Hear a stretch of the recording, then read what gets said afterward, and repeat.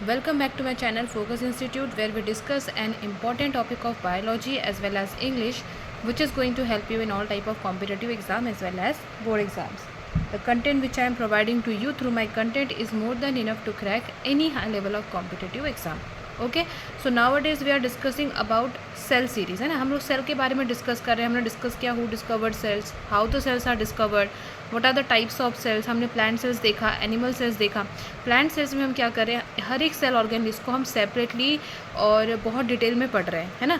तो हमने plant cells में अभी तक क्या क्या कवर किया। हमने कवर किया cell wall, cell membrane, okay, endoplasmic reticulum, plastids, ये हम कवर कर चुके हैं। आज हम लेकर आए क्या, सेंट्रल वैक्यूल। अब सेंट्रल वैक्यूल क्या होता है, it occupies around 30% of the cells volume in a mature plant cell.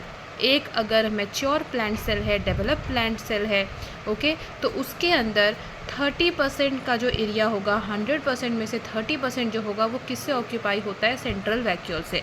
मतलब अच्छी खासी एरिया ये कवर करता है। Tonoplast is a membrane that surrounds the central vacuole, है ना।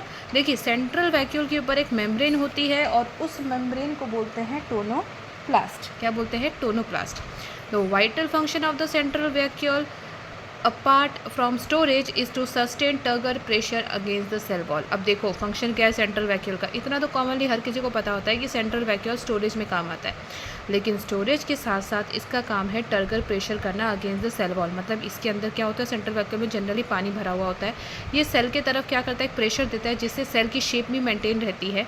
Okay, the central vacuole consist of cell sap. अब देखो सेंट्रल वैक्यूल में क्या होता है, सेल सैप होता है। सेल सैप मतलब क्या होता है, वो मिक्सचर होता है सॉल्ट का, एंजाइम्स का और अदर सब्सटेंस। वैक्यूल के अंदर जो भरा होता है उसको सेल सैप बोलते हैं, जिसमें क्या होते हैं, कुछ सॉल्ट होते हैं, एंजाइम्स होते हैं, कुछ सब्सटेंसेस होते हैं, उसका क्या होता है, मिक्सचर होता है।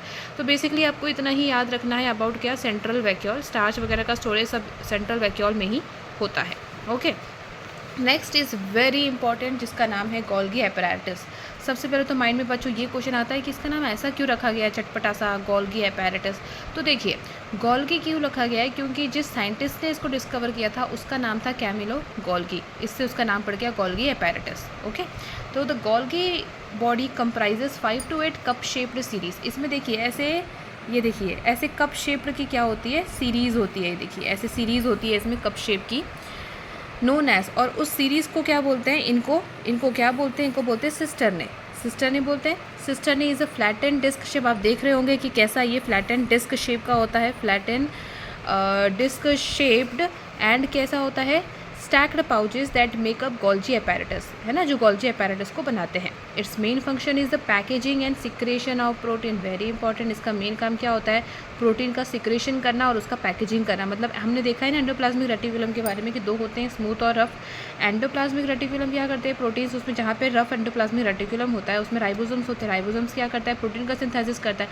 स्मूथ वाले तो ठीक है, फैट का सिंथेसिस करते हैं। तो वो प्रोटीन को लेकर के उसको पैकेज करना, है ना, उसको बंडल्स बना के उसका पैकेज करना, ये काम होता है गोल्जी एपैरेटस का। और फिर वो क्या करता है, गोल्जी एपैरेटस उसको पूरे हमारे सेल्स में क्या करता है, बॉडी में ट्रांसपोर्ट करता है। इट रिसीव्स प्रोटीन फ्रॉम, है ना, आ गया, उसको प्रोटीन कहाँ से मिलता है, एंडोप्लाज्मिक रेटिकुलम से। It packages it into membrane bound vesicle. Vesicles होते हैं कैसे, मेम्ब्रेन बाउंड, देखो ऐसे ऐसे वेसिकल्स होते हैं, इसके अंदर ये क्या करता है, प्रोटीन को पैक करता है, which are then transported to various destination. फिर अलग अलग जगह पे वो ट्रांसपोर्ट होता है, जैसे कि लाइसोसोम्स में, प्लाज्मा मेम्ब्रेन में, ऐसे जगह पे वो ट्रांसफ़र होता है। लाइसोसोम क्या है, सुसाइडल बैग, है ना, पढ़ेंगे इसके बारे में भी। In the plant cells complex polysaccharides of the cell wall. हमने उसी दिन पढ़ा था कि सेल वॉल किससे बना होता है, पॉलीसेक्राइड्स, हेमीसेल्यूलोज, है ना, पेक्टिन। तो उसमें का जो पॉलीसेक्राइड्स होता है वो भी किससे, कौन बनाता है उसको, गोल्गी एपैरेटस ही बनाता है। प्लांट सेल में इसका ये भी एक काम है। प्लांट सेल की बात करें, एनिमल सेल में अगर आप ये लिख दोगे ना कि इसका काम एनिमल सेल में पॉलीसेक्राइड बनाने का होता है तो वो रॉन्ग हो जाएगा। प्लांट सेल में ये एक और काम करता है, क्या करता है, जो सेल वॉल बनाने के लिए जो पॉलीसेक्राइड्स की ज़रूरत पड़ती है वो गोल्गी एपैरेटस क्या करता है, सिंथेसिस करता है। ओके, तो देखिए कुछ ऐसा होता है, रफली डायग्राम है ये गोल्गी एपैरेटस का, जिसमें देखिए ये यहाँ पे देखो ऐसे वेसिकल्स बनाते हैं और ये वेसिकल्स को ऐसे क्या करते हैं, डिस्चार्ज करते हैं। फिर ये जहाँ पे ज़रूरत है वहाँ पे प्रोटीन को लेके चला जाता है।